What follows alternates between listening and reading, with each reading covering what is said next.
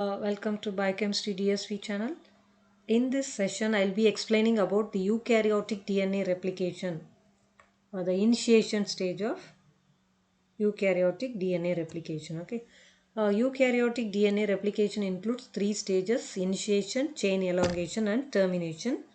In today's video, I'll be explaining about the initiation phase of DNA replication. Stage 1. Okay, in the initiation stage, formation of pre-replicative complex, pre-RC complex, is the first step in the initiation step in the eukaryotic replication process. Okay, so in this stage, it has to recognize the origin of replication complex, ORE. Then it takes place, this initiation, the pre-replicative complex process takes place in the G1 phase, and it recruits proteins like CDC6, CDT1, and MCM2 to 7 protein complexes. Okay, so these are the proteins required to form the pre-replicative complex. This eukaryotic DNA replication has multiple origin of replication. When compared to prokaryotic DNA replication, it has got multiple origin of replication. In prokaryotes, you would have learnt about only one ORIC region. One ORIC region will be found in the prokaryotes. In the case of eukaryotes, you can see multiple origin of replications. Okay, this multiple origin of replication is required to allow very large DNA molecule in the eukaryotic chromosome to replicate within the observed cell division time. Okay, so replication is initiated at more sites during very rapid cell division. Okay, so it is more complex than prokaryotes. This eukaryotic DNA replication is studied in the budding yeast Saccharomyces cerevisiae. So in the yeast cell, uh, there is a region called, there is a sequence called ARS sequence, which is ARS stands for autonomous replicating sequence. Okay, which are identified in the yeast cell. This ARS sequence has got 11 base pairs, which is called this ARS sequence, which is having the 11 base pairs, is said to be the ORE. ORE is nothing but the origin of replicating this REC region. Okay, it's like a REC region which contains the origin of replication elements, ORE. So this ORE binds to a set of protein called origin of recognition complex, ORE. Okay, so first step is this ORC. ORC, uh, that is a ORE. Okay, ORE region is there, that is the origin of replicating element, which consists of 11 base pair sequences called autonomous replicating sequences, which is present in the yeast cell. The ORC, okay, this ORC is nothing but origin of recognition complex. So this is the first initiation step. To this ORC has to bind with this REC region, or the origin of replication region in the DNA genome. Okay, so in eukaryotic DNA, this binding of this ORC protein, uh, will bind, this ORC protein will go and bind to a definite defined region called replicator region. So in the replicator region, this binding of this ORC will go and take place. Okay, now the ORC has been bound with this origin of replication region. Okay, ORE region, which consists of 11 base pair sequences. So this is the initiation step in the replication process in eukaryotes. So after the binding of this ORC, uh, it will recruit. Okay, this ORC, this is mostly required to find out the REC region. Okay, this binding of this CDT1 or CDC6, MCM2 to 7 proteins cannot recognize this REC region. So for this purpose, this ORC will initiate the binding process. Okay, this ORC will go and bind to this origin of replication, ORE region. After that, these proteins, like it will recruit the proteins like CDT1 CDC6, MCM227. Okay, these proteins will be recruited. Okay, these proteins will be recruited to bind with this budding yeast or EC region, and it will initiate the replicating process. Okay, so this once the OREC will bound to this ARS sequence, it will recruits these proteins like CDC6. CDC6 is nothing but cyclin dependent complex protein 6. Okay, cyclin dependent complex protein 6. The CDT1 is a cyclin dependent okay, the CD means it stands for cell division protein T1. Okay, so CDT1 cell division protein T1. CDC6 refers to the cyclin dependent complex protein 6. MCM227 refers to mini chromosomes maintenance factor protein. Okay, these three proteins will be bound to the it will go and attach with this OREC region. Okay, so uh, okay, so these are the three main proteins which is help to form the pre-replicative complex. This process will take place in the G1 phase of the cell cycle. Okay, there are in the eukaryotes you can say cell cycle. It is divided into four phases called M phase, G1 phase, S phase, and G2 phase. In the M phase, mitosis and cell division will occur. It will exist for 1 hour. And in the G1 phase, it's the longest phase in the cell cycle, which occurs for about 10 hours, and more amount of cell growth will occur during this phase. And in the S phase, it's a only period where DNA will be synthesized. It takes about 6 to 8 hours. And the final phase is G2 phase. It's a preparation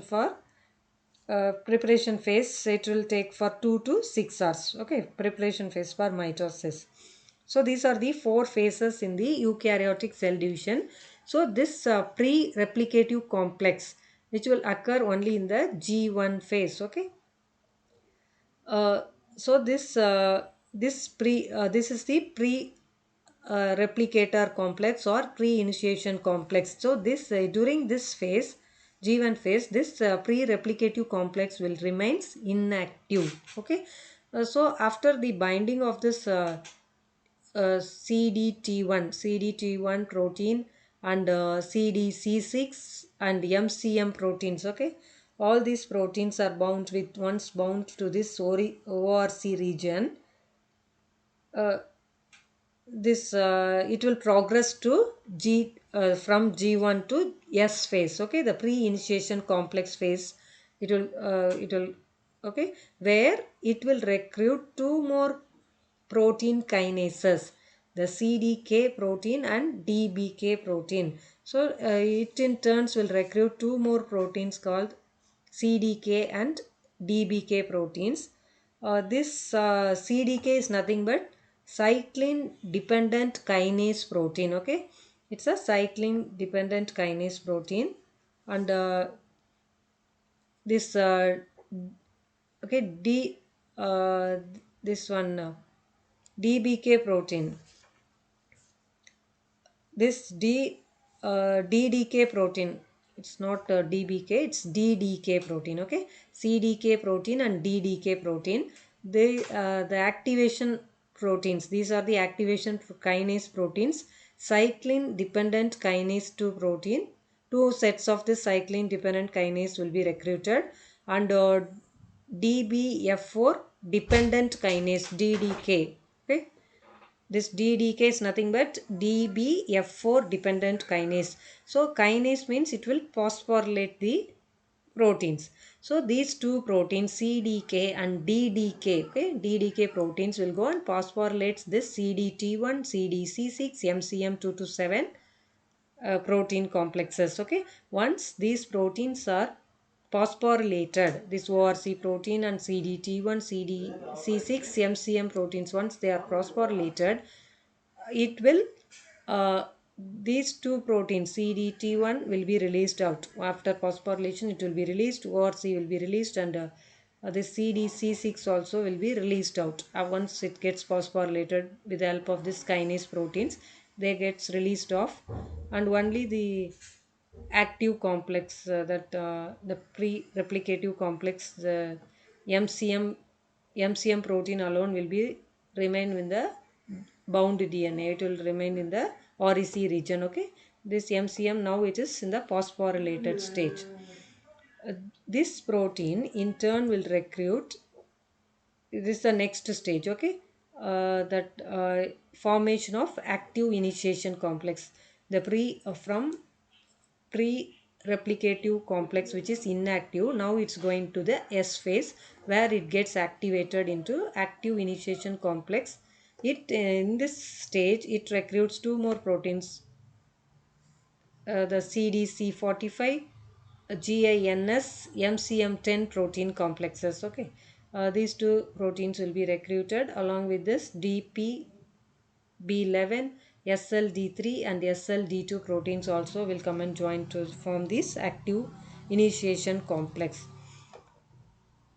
So that pre-replicative complex which remains inactive in the ORIC region in turn will recruit two more proteins called CDC45 and GINS protein. Okay, the CDC45, GINS and MCM all together is said to be the active complex called CMG complex.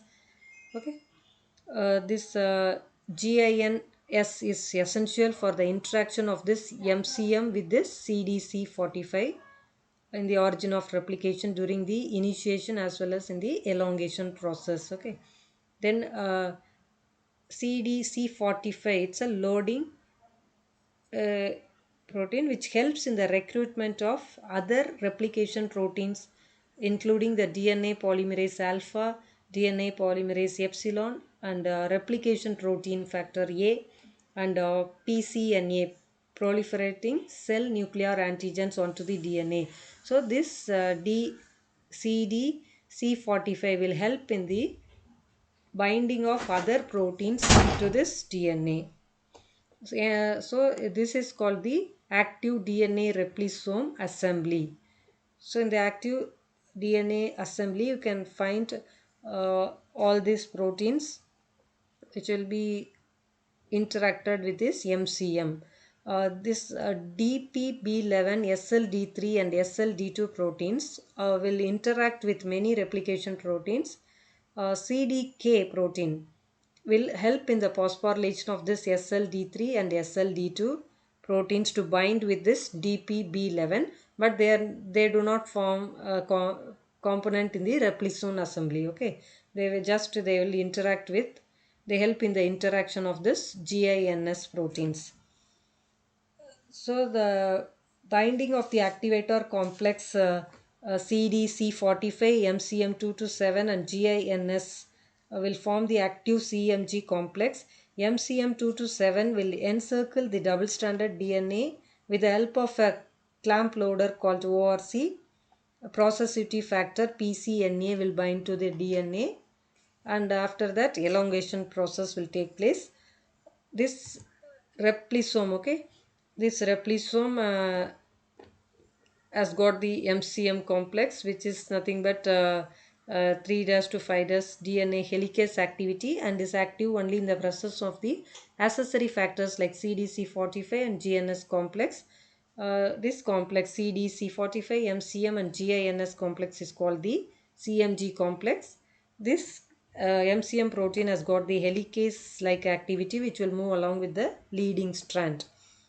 So replisome assembly is a highly regulated process that begins in the G1 phase of the cell cycle. The ATP dependent replicative helicase, this MCM complex, will first bind to, first it will be formed as an inactive hexamer. During the S phase, the MCM helicase gets activated. Helicase activation requires the conversion of the double hexamer into two functional proteins called CDC45, MCM, GINS, CMG helicase. DBF4 dependent kinase, that is DDK, which will phosphorylate the MCM 4 and 6 proteins, which will lead to the binding of other proteins like SLD 3 and SLD2 in these subunits to recruitment for the protein CDC45. Okay, it's a complicated process. Once the replication initiation is formed, uh, if, the one copy of the genome will be segregated to each daughter cell at mitosis or in the M phase. It is semi-conservative in nature and it is bidirectional. Okay, the CDK phosphorylation of SLD3 and SLD2 will promote the recruitment of proteins like GINS and MCM10 to MCM. This is a minimum set of proteins which will be required to form active CMG complex. To form the active CMG complex, the minimum proteins which is required are SLD2, DPB11 and DNA polymerase epsilon, GINS and MCM10. SLD3, SLD2 and DBB11 are required for helicase activation and does not form a part of replisome. And MCM10 is to travel with the replication fork and it will interact with MCM and DNA polymerase alpha. Once the CMG complex is assembled, many additional proteins are recruited to the replication forks to form the eukaryotic replisome. These additional proteins includes CTF4, polymerase alpha, CSM3, TOF1, MRC1, FACT, etc. Okay.